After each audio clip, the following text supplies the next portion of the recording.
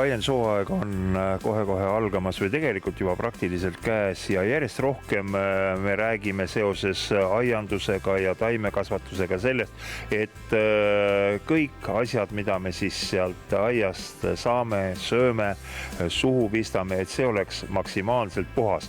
See tähendab, et me peame kasutama ka hästi puhtaid ja kontrollitud väetisi, nii looduslähedasi kui vähegi saame.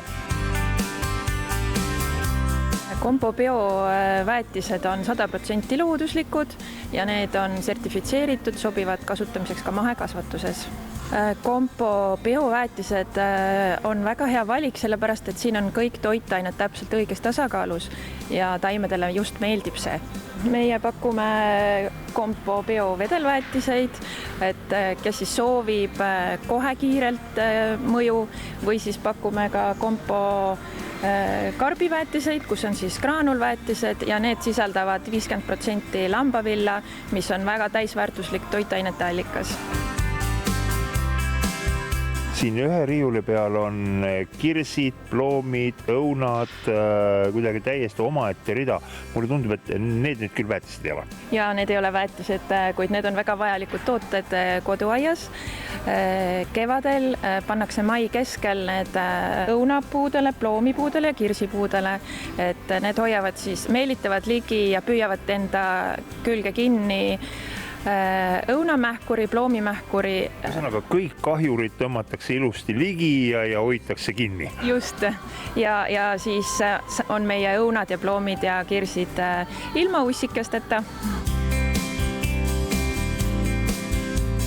Kompo tooted on väga laialt üle Eesti esindatud. Kompo biosari see aina rohkem ja rohkem, et võib-olla päris igast poest seda veel ei leia, kuid see ka aina suureneb ja võite vaadata ka meie e-poest www.aetnik24.ee. Ja lõpetuseks tahaksin teile ka näidata enda aiandusalasid teadmisi.